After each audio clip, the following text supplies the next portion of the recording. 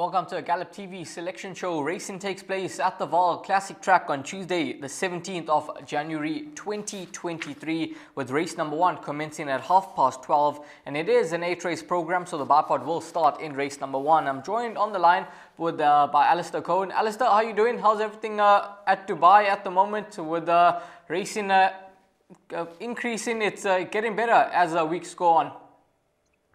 Yeah, Raheel, we had another meeting at the Carnival on Friday evening. That was a brilliant meeting.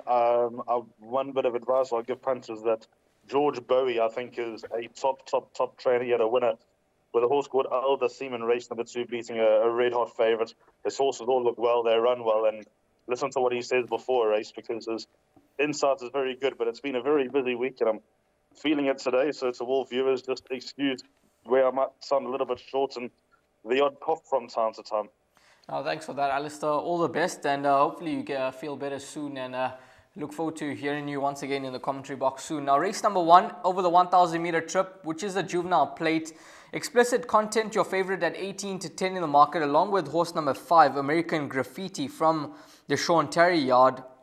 Now, when it comes to the juveniles, it's obviously good to have experience under the belt, and Explicit Content has just that, finishing second, beaten 3.5 lengths behind Midnight Fusion. Godspeed comes from that same form line, was beaten 4 lengths. And then off the first time, Alistair, would number 5, American Graffiti, be possibly the right one? It's hard to judge with American Graffiti, because when you see that breeding, you wouldn't expect 1,000 meters and mid-January to make her debut, but she's obviously shown Sean Terry enough, and she comes in with 53.5 kilos on her back, so that could tilt number 5, American Graffiti, to being a big runner here. Funny enough, I heard number 3, Lincoln Navigator, is a horse with some ability, so it'll be interesting to monitor the market with these two first-timers. I think it's a pretty warm maiden. The best of the race runners, I think, is undoubtedly number 4, Explicit Content. I think he'll improve a lot from his first run. He looked very soft when making his debut, and still finished second to Midnight Fusion. So it's a tricky start to racing out at the Vaal. It's 8-race program, the first leg of the bipod. The advantage punters have is that they're able to watch the betting on these first-timers. I think number 4, if anyone does beat number 4, Explicit Content, there'll be a horse to follow, but I think you need to cast your net a little bit wider than you think, despite it being a small field. Number 4, Explicit Content, has been gelded in the interim as well, so he does have his first run after gelding after his first performance, and he's a horse to keep a very close eye on. Alistair did mention he looked to be a bit soft on debut, but no doubt he would have tightened up with that run underneath the belt and with gelding. And number 3, Lincoln Navigator, Alistair has heard that this horse does have some sort of ability and is a 2-year son of Denon Platina, so keep a close eye on the betting market and how the horses go down to the start, and of course for pre-race comments. Now we're going to move along to race number 2, which is a Juvenile plate, this time for the fillies over the 1,000 meter trip. And having a look at the fixed odds market, number 2, Divine Moonlight, is your 18-10 favorite. It's then 28-10 about number 4, Ice Star, 33-10 about White Hills, and number 7, Woman of Fame, and then 7-1 and better about those. Now, the Virginia Beach form line comes to the 4-year, and that, if I'm not mistaken, was Tony Peters' first winner, first runner. And Virginia Beach was actually a Silvano that got the job done, Alistair. Divine Moonlight, she was comfortably beaten on debut, but no doubt she would have come on with that run underneath the belt. She is a 2-year-old daughter of Karari, and the 1,000 meter trip could suit her. The first thing that strikes me in this race, Raheel, is the support and the price on number 4, Ice Star. Being by William Longsword out of a Western Winter Mare, I wouldn't have expected her to be around 3-1, 28-10. So that's noteworthy. My suggested bet today is a place accumulator. My numbers here are 2 and 6, Divine Moonlight and White Hills. I know that Divine Moonlight beat White Hills by about 2 lengths in that run to Virginia Beach. You speak about Virginia Beach being a Silvano, but out of a very quick mare who was trained by Justin Snape. So that's obviously where she got her speed and her precociousness from. 2, Divine Moonlight, I thought acquitted herself very well on debut. I think she'll take a big step forward, but what lingers in the back of my mind is how much of a step forward will number 6, White Hills, make. I thought her debut was good enough. Not everything went according to plan. Muzi Yeni takes the ride, drawn towards the outside. I think she'll get a lot closer to number 2, Divine Moonlight, even though number 2, Divine Moonlight is my first choice. Yeah, absolutely. Number 6, one that you can't ignore, brief rain loss, and was blowing on that occasion as well. So a horse that will come on with that run, and Muzieni, interestingly enough, gets a ride for Roy Magner. So 2 and 6 for Alistair in the first leg of the place accumulator. Those do look to be the 2 principal contenders, unless number 4, iStar, is something special. But I still believe that 2 and 6 should be enough for the first leg of the PA. Now we're going to move along to race number 3 on the program. 1600 meters the distance. The start of the pick 6. And this is a graduation plate for the fillies and mares. Orari Gold, your 2-1 favorite. It's then 3-1 about Tulip Tree, QC Azul at 7-2, and then 9-2 and better about those. Now, number 1, Orari Gold, the race looks absolutely tailor-made for her to get that 3rd career victory. She's the best weighted horse in the lineup. She's a 2-time winner from 8 starts. And she's taken on some good horses, beaten in the Tequini Stakes behind Canadian Summer, beaten under 2 lengths, and a run of that caliber should be good enough to see her in the winner's enclosure. We've got Tipsy Tarragon, who does have a first run up in the Highveld, formerly with Justin Snate. She's drawn in pole position, so that must be a plus for her. Going over 1600 meter trip, want to keep an eye on. But Alistair, number 1, Orari Gold, the one for you as well?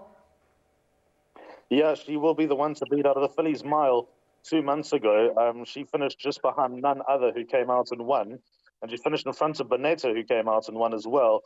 And in this race, she meets Keshia Wazul, who was quite a long way behind her in that run in the Fillies Mile. So I think the 4 points to number 1, Orari Gold, despite the fact that this is probably a prep run going into the first leg of the Volkerbos Triple Tiara. A horse that's pleasantly surprised me and who's getting better and better all the time is number 3, Tulip Tree. A horse on this type of heart is hard to ignore. She was touched off by the much older Sarah Tyne last time. I know that there was 9 kilos between them. But she once upon a time beat Rarotonga Rose, and Rarotonga Rose hasn't looked back since. So I think number 3, Tulip Tree, will be the one to chase number 1, Orari Gold home. The 2 interesting runners, number 2, Tipsy Tarragon, first run back from Cape Town. She was beaten 8.5 lengths. beaten 8.5 lengths by Make It Snappy in the Group 1 at Hollywoodbets Kenilworth at the start of December. I think there will be horses in the World Sports Betting Cape Met who are beaten more than 8.5 lengths by Make It Snappy. So that's an interesting piece of form. And then number 4, High Roller, I think for pick 6 purposes, make sure she goes in. I think she absolutely hated the Vaal straight last time. And I think going back around the turn, she'll run better. Not necessarily win, but I expect her to be a lot closer than she was last time. But 1 and 3 for me on the PA. It was certainly a disappointing run from number 4, High Roller, last time out. We expected her to get the job done, and she just disappointed. But as you mentioned, she possibly just hated the straight course over at the Vaal, and she certainly a lot better going around the turn, and that's the ride of Ryan Munger. But number 1, Orari Gold, the one to beat, and Alistair believes that number 3, Tulip Tree, could just be the one to chase number 1 home. Now we're going to move along to race number 4. 2:05 is the time you need to get involved in your bets. 1500 meters the distance, and this is a maiden plate. And the favorite here is horse number 7, Mo the Man. And unfortunately, Mo the Man is a scratch-in, so that obviously will affect the betting market here. And number 1 should be the favorite now that the scratched horse from the Johan Janssen van Vuren, once he does come out. But number 1, Keegan Amelo aboard for Johan, beaten behind Celtic Rumours last time out, world's best in that previous run. Obviously, the draw is a huge negative for this individual, but he is coming along the right way. Yeah, funny race. Obviously, my PA, I had 1, 2, and 7. The scratching number 2, Mo the Man. I think what I might do is replace number 7 with number 12, Keep the Fort. So I'm still in with 3 horses. What niggles at me, Raheel, is that it's not Johan Janssen van Vuren style to be running horses from a bad draw, especially when they're ready to win. I know that come in 1 barrier position, but still 13 out of 13. But Keegan de Miller from a bad draw is not something that I really worry about. So I think number 1, Quixote, is the one that they need to beat. But if the bad draw does affect his chances, then number 2, Silvano Song, could be the one to chase him home. I'm not convinced by that run to roll over Red Rover last time. He came out and ran. No, he didn't. He got scratched subsequently to roll over Red Rover. But number 2, Silvano Song, looks like he's getting to grips. I think the extra 100 meters might bring about a length or 2 improvement. Although I fully expect number 1, Quixote, to run the first 3 and probably win the race, it's just not Johan style to be running from a bad draw. I've seen him nominated so many times over the last few weeks, number one Quixote, and he's obviously decided, well, this is the time and place, we've got to get going. 1 and 2 for me in the PA, and now with number 7 scratched, I'm throwing in number 12. Keep the Forte, I think, will run a lot better than she did last time. This horse, Jet Dynasty, now, he's a 3-year-old son of Dynasty. He's been gelded after his first performance. He was, I'd say, a bit supported in the market, 11-2 into 7-2, and it was a terrible performance. He finished 11 out of 11, slow, lost 3 lengths at the start. He's obviously drawn in gate number 2. He does his return off a rest. Could he be a horse that makes vast improvements in this lineup? Well, how much improvement is vast improvement? If he follows the deficit, that'll probably be seen as vast improvement. He's obviously very, very well bred, and he cost a fortune at the sales. If the gelding does bring about 20 lengths improvement, then I'm willing to give him the benefit of the doubt. I'll be surprised if he improved enough to win, though. I think there's enough form to go with here. Horse number 1, the one for Alistair, with Keegan DeMello aboard for Johan Janssen van Vuren. It's not a strong maiden race, so it's not going to take a lot of winning. And despite the deep draw, Keegan DeMello should manage to get the job done with this 3-year-old son of Karari in race number 4. Now we're going to move along to race number 5, over 1,500 meters. A fillies and mares 78 handicap. Need to get involved in those jackpot 2 bets on by 14.40 on the afternoon.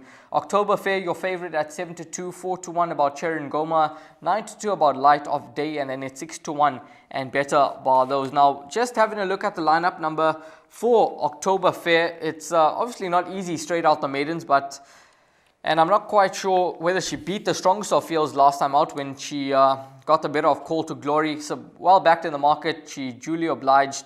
She's been given a mark of 78, carries 55 kgs on the back. She's drawn in gate number 4, which must be a positive. How do you see her faring in a post-maiden run, Alistair? I see her going well enough for a hill. Funny enough, I think the first 2 runs behind none other than Nice Move were probably more appealing runs than her maiden win, because, as you say, that looks a particularly weak field, and she arrived in no uncertain terms. With 55 kilos on her handicap debut, there's every chance that she backs it up. She's not in my place accumulator, though, but she undoubtedly goes in my pick 6. I'm very strong on the horse here, Light of Day, number 3, trading around 9-2. I'd have still get number 1. I don't think she got home over 2,000 meters last time. There was support for her. And, the sticky weather that was around at that time of the month, I don't think helped her either. So I'm going to give number 3, Light of Day, another chance. In fact, a big chance in this race. I think she could be very well teed up going back to 1,500 meters. To chase her home, number 7, Just Be Nice. She's very consistent. Malasela Kajedi takes her out. I think it's key that a very light weight on her back of 51 kilos. She's very consistent. She can take a bit of a hold, but Malasela has ridden her before and also has been working her. So I think if he's able to keep a lid on number 7, Just Be Nice, she'll run nicely. I think it's a tricky race for pick 6 purposes. You have to go a little bit wider, but all said and done, I think number 3, Light of Day, could be my punt of the day. Light of Day at around 9-2 in the market. Just one more for me to throw into the mix here would be number 8, Toto's Dream. Now, she's a 4-year-old daughter of Duke of Marmalade. She ran down here in KZN last time out, beaten behind Luna Eclipse. I thought it was a fair run. Blinkers go on, JP van der Merwe aboard, and she's got just 52.5 kgs on the back. She returns to the course that she has had the best success at, 3 runs for a win, 2nd and a 4th. 3rd run after rest. So I think number 8, Toto's Dream, could just represent some value in the race at around 8-1, especially with such a lightweight, and JP van der Merwe having a good strike rate whenever he teams up with the Azzies. But horse number 3, Light of Day, the one for Alistair in race number 5. Now we're going to move along to race number 6, which is a fillies and mares 76 handicap over 1,800 meters. You need to get involved in all bets by 3:20 on the afternoon. And when we have a look at race number 6, your favorite is horse number 7, LMB, who won a work riders race last time out, beaten on the guest list. Another horse that I don't think she beat the strongest of fields. It was a work riders event. And then number 1, Little Mary Sunshine at 33-10. Call the Wind is at 9-2. Lady Regent 11-2 in the market.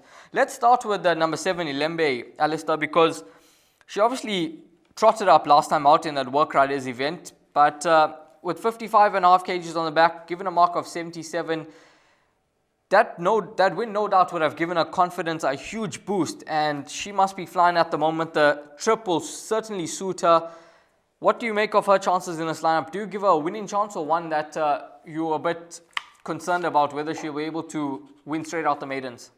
She undoubtedly has a winning chance. LMB, Lance Michael bookmakers will see that he's got a share.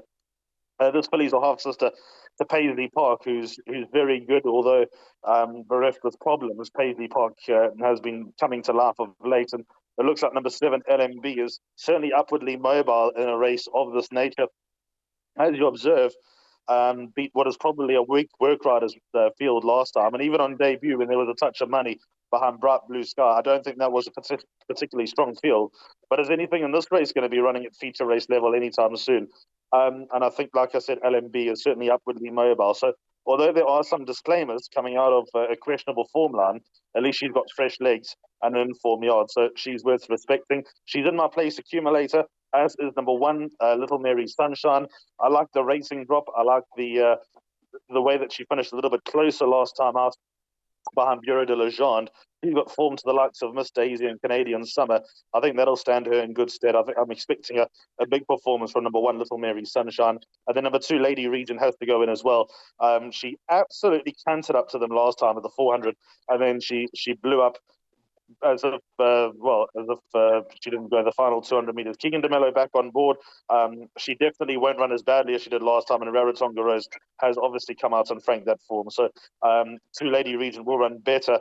All in all, I think number 1, Little Mary Sunshine's probably the horse that they need to beat, just with the rating drop and the bit of help that she's got from the handicapper. Horse number 3, Tinder Dry, and she's drawn in gate number 2. I think she could just be some value in the race here with Samanga Kumalo back in the yarns. He's the jockey that gets the best out of this individual. I don't think she quite enjoys the soft conditions. Last time out, below par run, 5.5 lengths behind Twin Turbo. I think she could bounce back to some of her better form, returning to the course where she's most effective over. When it comes to the distance, she hasn't won over the trip, but I think in been drawn nicely in gate number 2. She has dropped in the ratings as well. She's come down from an 81 down to a 71. I think horse number 3, Tinder Dry, could just be competitive. But number 1, Little Mary Sunshine, dropping in class, dropping in the ratings. Pole position draw, the one that they all have to beat. But number 7, Elembe, this one will certainly have every opportunity to go back-to-back straight out the maidens, and she's a horse to keep an eye on going forward. That's race number 6. Now we move along to race 7, a novice handicap over 1,200 meters. 15:55 is the time that race number 7 goes off at. And Alistair, this race here, we've got quite a few nice horses on show here. Some nice 3-year-olds that take their part in this race. Windwater at 7-2, Ipso Facto 4-1, Time to Shine 4-1, and then it's 6-1 and better bar those. Of the 3-year-olds, which one would you be siding with here? I've defaulted to banker number 4, Windwater here, Rick Hill. Just by process of elimination, I think it's too short for Ipso Facto. I think she's a very good filly, but I think it's too short. Number 2, Time to Shine, I think we'll need it. 3, the Icelandic Snowcap is very, very hard to read. Better run last time, but he could do absolutely anything. I know number 5, What You Waiting For, 1,200 meters, but I don't think she's quite hit the heights that was expected of her. It looks like the recent must have been put with her. I don't for one moment believe that Professor Bakti is better than number 4, Windwater. Number 7, Storm Dictator, will probably need the year on the track, a year for the day. How's that? 8, Wilson, I don't think she's got the class. And then Triple, but 9 on the card. I think that could probably be the improver here off a light weight. It wouldn't surprise me if she ran into the first 4 at a big price. But like I said, I've just defaulted to number 4, Windwater, because I have such reservations about the others. So banker for me in the PA. Yeah, Windwater, and he trotted up last time out, beating National Star. He was expected to get the job done in his 2 previous attempts, but he just fluffed his lines. And the last time out when he won, it was not a surprise at all. Pole position draw around the turn here, over 1,200 meters, and he's a horse that you could certainly follow here. At 7-2 in the market, he could actually be worth the punt on the head, given that these other 3-year-olds should certainly enjoy a bit more ground. And let's see how number 4, Windwater, does go in race number 7. Now we're going to move along to race number 8, the final race on the program. An MR 72 handicap over 1,450 meters. And Pinch Hit, he got it right last time out when he beat Defender of Rights. He looked to be the right horse in the race, and Gavin Larina, big man for the big occasion, he managed to get the job done there aboard Pinch It for Fani Broncos. He retains the ride, but Pinch It has been given a new rating of 82, so he now carries 60 kgs on the back. He's drawn in gate number 3. Will he be a horse for you to be with once again? I think he will, Raheel. I think that run will do him more good than harm. I know that he carries a penalty, but he won easily enough to suggest that just 5 days apart, that he's in such good heart, and there's no reason to ignore his chances. I like the way Gavin Arena got the most out of him on that occasion. Gavin's 2 from 2 on the son of William Longsword, and if you heard interviews with Bonnie Broncos over the last month or so, he's been battling to get work into the horses, gave them the African horse sickness. So I think there'll be a curve of form now for Fani now that the dam walls have broken. The backup here is number 8, After Hours. Keegan DeMello takes the ride. He's ridden the horse once before, and it was a good win over Admiralty Arch, who came out and franked his form. He's not the easiest to read. His penultimate start was awful, but last time he showed signs of life running behind Let's Do It. So, I think with DeMello on board, number 8, After Hours will run well. It's a tricky race. If you start going any deeper, you're going to end up with a lot of horses in your place accumulator. From a pick 6 perspective, there are a lot here that you need to throw in. Horse number 9, Quasi's Lady. I know you liked a bit of a chance last time out. She found the money 20-1 into 8-1, but just ran a disappointing race. No sort of run from this individual. She's dropped further 6 points in the ratings. Randall Simons aboard once again. She is drawn out deep, but would she be a horse you throw into the mix? In the pick 6, absolutely. She'll rock up one day with number 8, number 9, Quasi's Lady, but I'm a bit gun-shy after liking her last time and her running that type of race.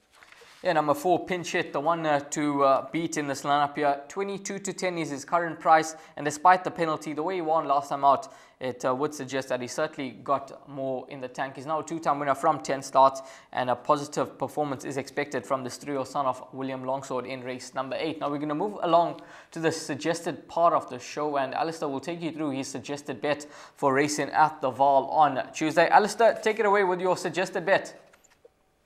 Okay, so my suggested bet here, Raheel, is a place accumulator, and that gets underway in race number 2. The second race on the card on Tuesday at the Vaal will run at 1 o'clock. So I've gone 2 and 6, Divine Moonlight and White Hills. I think I'll double up there. By 1 and 3, I think I'll double up again with Aurora Gold and Tulip Tree.